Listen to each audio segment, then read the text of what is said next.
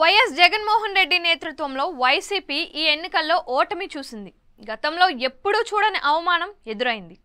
అందులో ఎవరిపై వ్యతిరేకత ఉందో ఇట్టే అర్థమవుతోంది. ఫలితాలు వచ్చిన తర్వాత వెలువడుతున్న విశ్లేషణలు అన్ని వేళ్లు జగన్ వైపే చూపుతున్నాయి. 2019 ఎన్నికల్లో అదే జగన్ ఫోటోతో 151 స్థానాలు సాధించిన వైసీపీ 2024 ఎన్నికలకు వచ్చేసరికి అదే ఫోటో 11 స్థానాలకే పరిమితం చేసింది. దీనికి కారణాలు అనేకం. చెప్పుకుంటూ పోతే చాంతాడంత ఉన్నప్పటికీ కొన్ని మచ్చుకు చెప్పుకోవాల్సిందే. జగన్ వద్దకు వెళ్లే సాహసం ఎవ్వరూ చేయరు.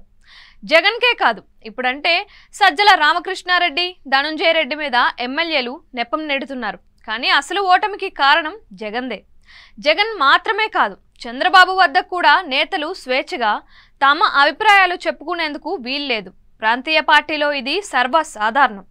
క్షేత్రస్థాయిలో పార్టీ పరిస్థితి దరిద్రంగా ఉన్నా మొహంపై నవ్వు పులుముకొని ఆల్ ఈజ్ వెల్ అంటూ వెళ్ళిపోతారు. లేదు, వాస్తవం చెప్పిన వాళ్లకు చివరకు సీటు కూడా దక్కదు.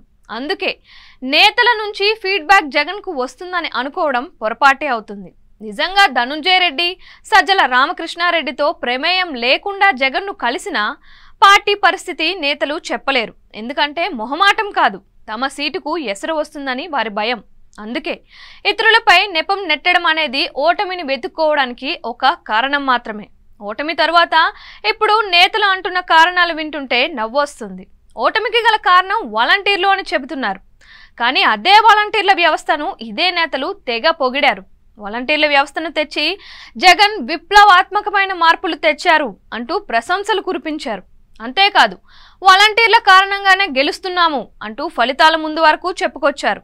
కానీ దారుణ ఓటమి తరువాత వాలంటీర్ల వ్యవస్థ వల్ల కేడర్ పార్టీకి దూరమైందని, వాళ్ళు ఈసారి సక్రమంగా పని చేయలేదని సాకులు చెబుతున్నారు.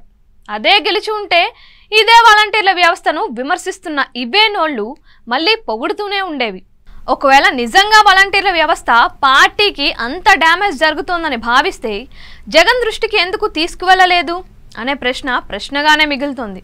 పోనీ ధనుంజయ రెడ్డి, సజ్జల రామకృష్ణారెడ్డి తమను జగన్ను కలవకుండా అడ్డుపడుతున్నారనుకుంటే తమ అభిప్రాయాలను, క్షేత్రస్థాయిలో ఉన్న ఇబ్బందులను జిల్లాల పర్యటనలో ఎందుకు తీసుకురాలేకపోయారు అన్న ప్రశ్నకు కూడా నేతల వద్ద సమాధానం లేదు.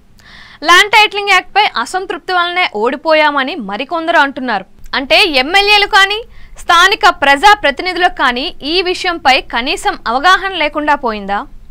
రైతులు, భూమి యాజమానులు తీవ్ర అసంతృప్తిలో ఉన్నారని తెలియలేదా? అసలు ప్రజలతో వారు మమేకం అయి ఉంటే ముందే పసిగట్టే ఆస్కారం ఉండేది కదా. జగన్ సూచించినట్లుగా గడప గడపకు ప్రభుత్వం కార్యక్రమాన్ని సక్రమంగా చేసి ఉంటే ఈ పరిస్థితి ఇంతవరకు వచ్చేదా అని ఆలోచించుకోవడం మంచిది. సో అప్పుడు జగన్ వల్ల గెలిచామన్నది ఎంత నిజమో ఇప్పుడు జగన్ వల్లనే ఓడిపోయాము అన్నది కూడా అంతే నిజం. కొన్ని నిర్ణయాలు ఈ పరిస్థితికి తీసుకువచ్చాయని చెప్పక తప్పదు.